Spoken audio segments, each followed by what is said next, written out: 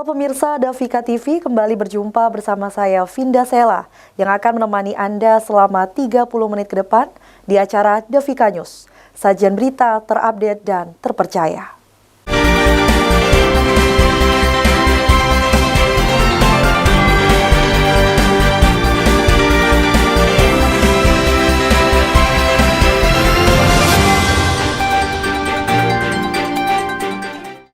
Di berita yang pertama, sebanyak 35 anggota DPRD Kabupaten Lampung Barat periode 2024 hingga 2029 resmi dilantik. 14 diantaranya merupakan wajah baru yang duduk menjadi wakil rakyat di bumi skala Berak. Sementara jabatan Ketua Dewan sementara diduduki oleh Sri Nurwijayanti dari Partai PDI Perjuangan yang sebelumnya dijabat oleh Edi Novial. Sebanyak 35 anggota DPRD Dewan Perwakilan Rakyat Daerah Kabupaten Lampung Barat periode 2024-2029 resmi dilantik. Bertempat di ruang sidang Makhasana, pelantikan ini menandai dimulainya tugas dan tanggung jawab mereka sebagai wakil rakyat. Pelantikan dilaksanakan berdasarkan surat keputusan SKPJ Gubernur Lampung tentang peresmian pengangkatan anggota DPRD Lampung Barat periode tahun 2024-2029. Pengambilan sumpah janji jabatan dipandu langsung oleh Ketua Pengadilan Negeri Liwa, Awaludin Hendra. Dari total 35 anggota legislatif yang dilantik, 14 diantaranya merupakan wajah baru yang duduk menjadi wakil rakyat di bumi skala Berak. Sementara jabatan Ketua Dewan diduduki oleh Sri Nurwijayanti dari Partai PDI Perjuangan yang sebelumnya dijabat oleh Edi Novial asal partai berlambangkan banteng. Dalam pidatonya, Ketua DPRD setempat mengakui bahwa kualitas demokrasi di Lampung Barat semakin maju. Sementara agenda kerja terdekat, Sri menyampaikan pihaknya akan fokus melaksanakan pembangunan jalan rusak di desa-desa, serta menyoroti kasus kekerasan dan pelecehan seksual terhadap anak yang masih marak terjadi.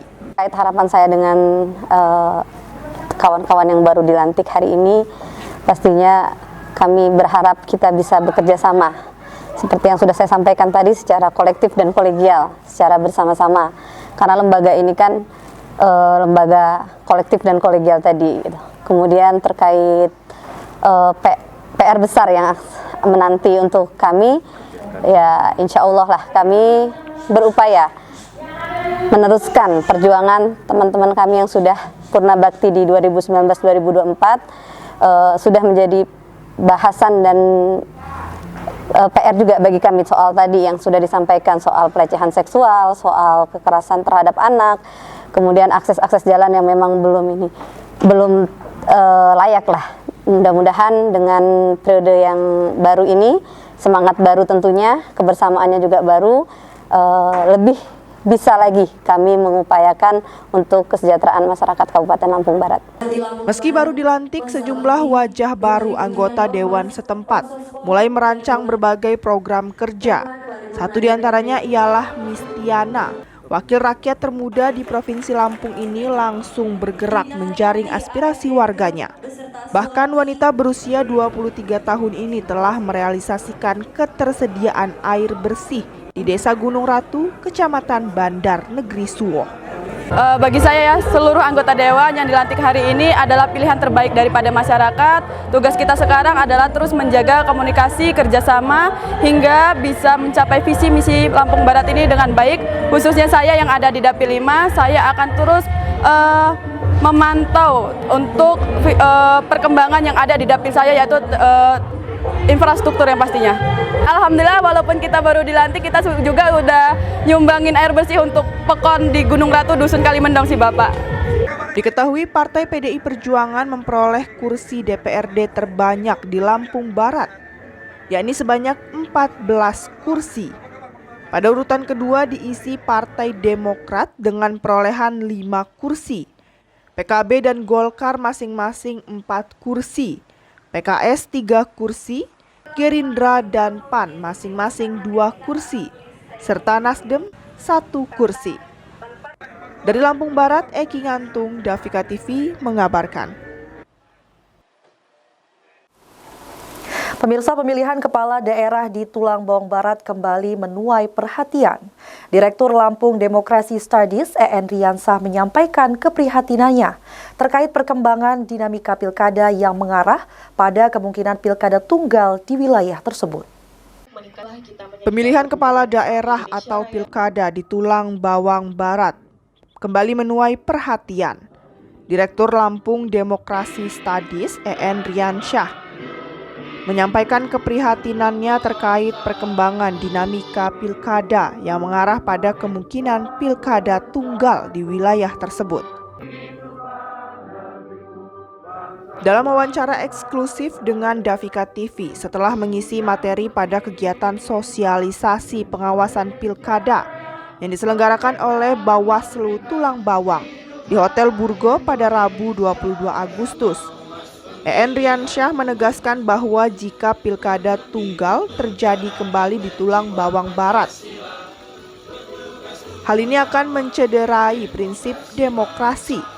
Masyarakat akan dihadapkan pada pilihan yang terbatas, yakni hanya memilih 1 calon atau memilih kotak kosong. Jika situasi ini berulang, ia khawatir demokrasi di Tulang Bawang Barat akan tergerus. Untuk itu penting bagi masyarakat dan partai politik untuk menyadari dampak negatif dari pilkada tunggal ini. EN Riansah juga memberikan arahan agar masyarakat, terutama kelompok-kelompok tertentu, lebih vokal dalam menyuarakan potensi bahaya pilkada tunggal kepada partai politik. Menurutnya, partai politik memiliki peran penting dalam memastikan lebih dari 1 calon muncul sebelum batas akhir pendaftaran di KPU.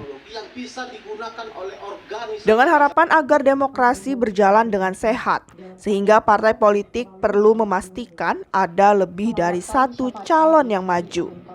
Hal ini penting untuk memberikan pilihan yang benar-benar mewakili aspirasi masyarakat di Pilkada 2024. Positif negatifnya bagi masyarakat jika itu terjadi? Ya kalau dia melawan kota kosong tentu negatifnya masyarakat tidak mempunyai banyak pilihan. Itu yang pertama. Kemudian yang kedua, tentu itu secara umum mencederai demokrasi itu sendiri. Karena masyarakat harusnya mempunyai banyak pilihan. Kalau positif saya rasa nggak ada. Dalam konteks demokrasi kami nggak melihat itu ada efek positif lah. Tentunya orang pengen positif. Ini masih ada kesempatan sebelum itu terjadi. Apa sih yang disarankan kepada masyarakat Kabupaten Tulang Barat menghadapi itu, mengantisipasi terjadinya hal negatif?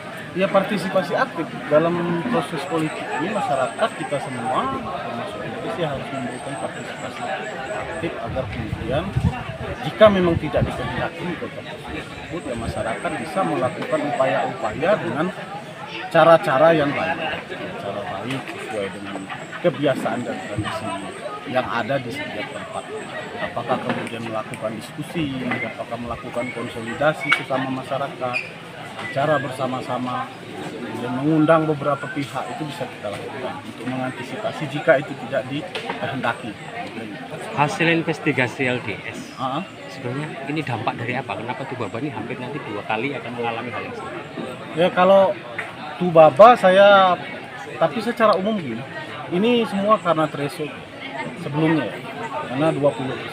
Nah, 20% tersebut dia memang harus mencukupi threshold 20%, harus ada kerjasama dengan partai kepolisian. Sebenarnya masalahnya di sini. Tapi kita mempunyai kabar gembira, kemarin MK memutuskan thresholdnya diturunkan jadi 7,sekian%. Dengan itu tentu thresholdnya lebih rendah, dimungkinkan akan ada banyak calon karena thresholdnya rendah. Menurut kami sih awal mulanya karena threshold tersebut. Menciptakan threshold dalam arti ini partai politik atau masyarakat yang memang Partai politik yang punya kewenangan, karena memang dalam PKPU-nya, dalam aturannya memang partai politik yang bisa mengusung gabungan partai politik atau gabungan partai. Kekhawatiran serupa juga diungkapkan oleh Ketua Pemuda Muhammadiyah Tulang Bawang Barat, Wildan Hartanto. Ia mengajak seluruh masyarakat, khususnya para pemuda, untuk aktif menyuarakan dampak negatif dari Pilkada Tunggal. Pemuda Muhammadiyah siap menjadi motor, bersama-sama mendorong terciptanya pilkada yang kompetitif dan demokratis. Karena dianggap pilkada tunggal tidak memberikan pilihan yang cukup bagi masyarakat. Narasumber tadi sempat menyinggung soal ya ada kesempatan untuk berubah, tidak ada kotak kosong gitu Baba. Bagaimana respon pemuda Muhammadiyah menanggapi hal itu? Seperti yang kami sampaikan tadi, kami dengan keputusan MK yang telah diputuskan tadi malam itu memberikan kami angin segar bahwasanya proses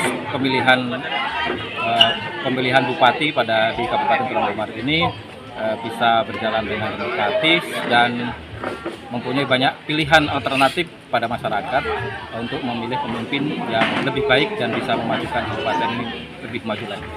Rekomendasi kepada partai politik yang ada di Baba agar itu tidak terjadi.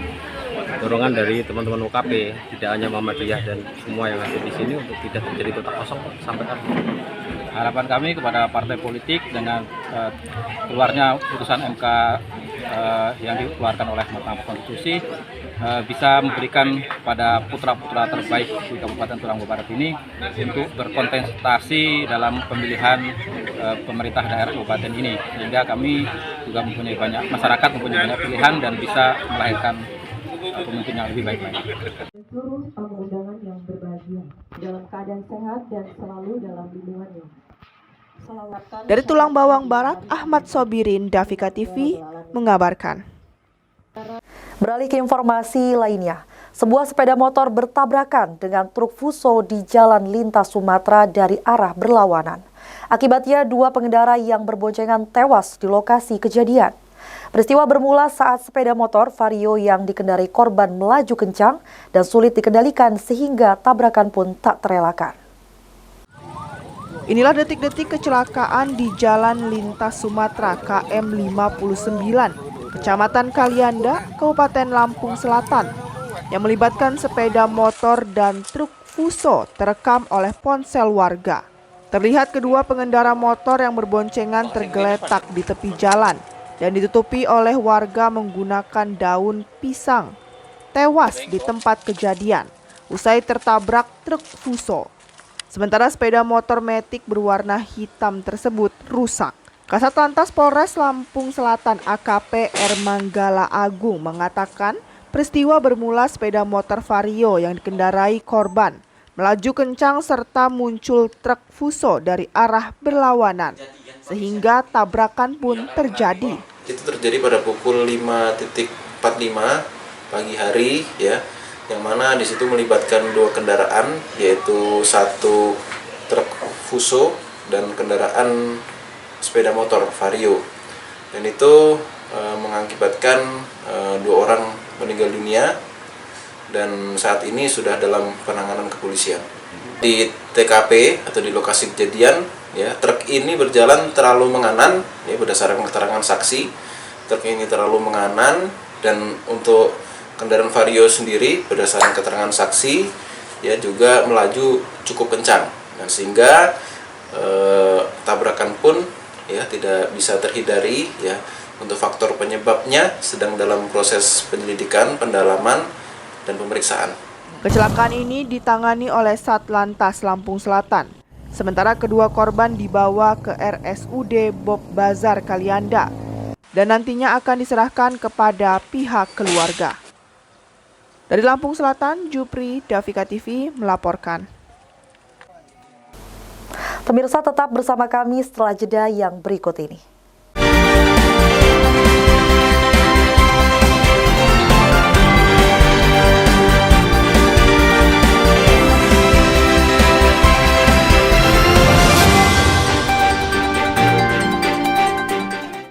Terima kasih Anda masih bersama kami di Davika News.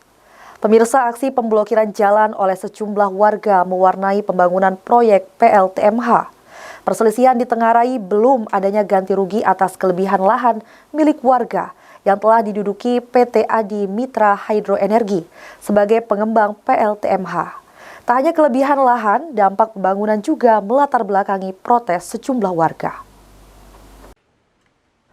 Aksi pemblokan jalan oleh sejumlah warga mewarnai pembangunan proyek PLTMH.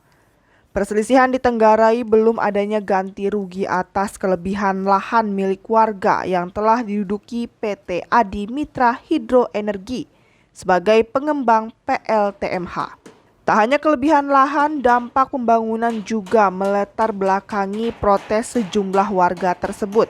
Lahan produktif masyarakat tertimbun akibat pembuangan tanah galian proyek yang dilakukan oleh subkontraktor pembangunan PLTMH, yakni PT Wika Rekayasa Konstruksi.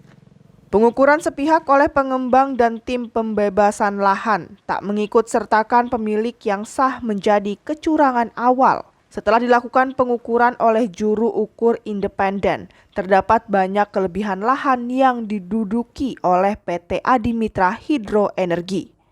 Menurut koordinator aksi, sekitar 2.492 meter persegi lahan milik 3 warga Waipetai dikuasai oleh pengembang, yakni Sabar seluas 1.773 meter persegi, Hairil 51 meter persegi, dan Sukma sekitar 605 meter persegi. Namun selama 2 tahun berjalan, permasalahan yang bergulir belum mendapat respon baik untuk penyelesaian dari pihak yang bersangkutan. Hari ini kami mengadakan aksi penutupan jalan akses menuju ke perusahaan supaya ada tanggapan dari pihak pemerintah atau pihak perusahaan untuk membantu menyelesaikan permasalahan dengan yang punya lahan masyarakat yang belum diselesaikan. Masyarakat menuntut sesuai dengan ada kesepakatan lahan yang kena dampak tolong diganti rugi. Kedua, yang kelebihan sesuai dengan kita ada perjanjian tertulis dengan pihak perwakilan perusahaan untuk menyelesaikan, ternyata sampai sekarang belum ada tanggap. Jadi kami sudah bertahun-tahun menunggu atau menuntut untuk menyelesaikan permasalahan, tidak ada tanggapan atau diselesaikan sama sekali. Jadi tuntutan yang punya lahan, tolong dari pihak pemerintah dengan perusahaan kita duduk bersama untuk menyelesaikan permasalahan lahan dengan masyarakat. Kalau permasalahan belum selesai, artinya jalan itu kami tutup. Kekecewaan warga ditambah dengan kerusakan lingkungan akibat aktivitas proyek. Bukan lagi ancaman, kini terjadi penimbunan sampah bekas pembangunan yang meluas dilakukan oleh subkon PT Wika Rekayasa Konstruksi. Janji penggantian dampak dan kerusakan tak pernah dilakukan oleh PT WRK. Produksi perkebunan kopi di wilayah itu menurun drastis. Bahkan banyak tanaman kopi di sekitar bangunan terancam mati. Terutama kita di sektor pertanian kita terganggu Bang ya. Terutama kayak ini nih, dulunya kebun terdampak, tertimbun tanah gitu tanpa sepengetahuan dari pemilik, tiba-tiba tertimbun dan kita mengajukan untuk dilakukan penyelesaian sampai dengan saat ini belum selesaikan. Ini kebun kopi Bang, produktif bahkan Bang, ini bisa dikatakan mata pencarian kita Bang, utama lah. Sejauh ini sih kita menuntut kepada pihak perusahaan lah untuk melakukan tindakan penyelesaian atas segala yang terdampak ini Bang. Akibat penutupan jalan tersebut, aktivitas pembangunan terhenti sebab mobil pengangkut material tak diperbolehkan masuk ke dalam proyek. Menurut karyawan WRK, hal ini telah didengar oleh pimpinannya. Namun dirinya tak dapat memastikan langkah apa yang akan diambil. Atau gimana? Kalau kami kan di sini bertugas untuk mengecor, Pak. Tapi area jalannya kan dari masyarakat, mungkin ada hal yang harus diselesaikan dulu, ditutup. Jadi kami belum bisa ngecor, TM ini belum bisa warawiri. Iya, tapi pimpinan udah tahu Pak ya? Pimpinan sudah tahu. Sudah tahu. Belum ada tindakan dari pimpinan tapi. Pak kurang tahu kalau itu Pak. Kalau kita dari perusahaan ranah bos-bosnya lah nanti ke masyarakat. Warga mengecam aksi protes akan terus dilakukan hingga pengembang membayarkan ganti rugi terhadap pemilik tanah dan warga terdampak yang sesuai. Dari Lampung Barat, Eki Ngantung, Davika TV mengabarkan. Beralih ke berita selanjutnya, pecahkan kebuntuan dalam Pilkada 2024 hingga 2029 yang santer akan ada kotak kosong. Keputusan Mahkamah Konstitusi menguntungkan DPC Partai PDI Perjuangan Lampung Tengah. Pasangan Ardhito Wijaya Komang Koheri siap berlayar. Hal itu disampaikan Ketua DPC usai melakukan rapat pleno internal PDIP. Ketua DPC PDI Perjuangan Kabupaten Lampung Tengah Sumarsono menyambut baik putusan Mahkamah Konstitusi terkait partai atau gabungan partai politik peserta pemilu bisa mengajukan calon kepala daerah meski tidak punya kursi di DPR. Pasalnya aturan ini memungkinkan lebih banyak partai politik mengajukan calon sendiri di Pilkada serentak 2024. Demikian disampaikan Sumarsono dalam jumpa persnya di rumah pribadinya Selasa sore 20 Agustus 2024. Sumarsono menambahkan soal keputusan MK harus dilihat sebagai kemenangan melawan oligarki partai politik yang hendak membajak demokrasi dan kedaulatan rakyat dengan strategi kotak kosong.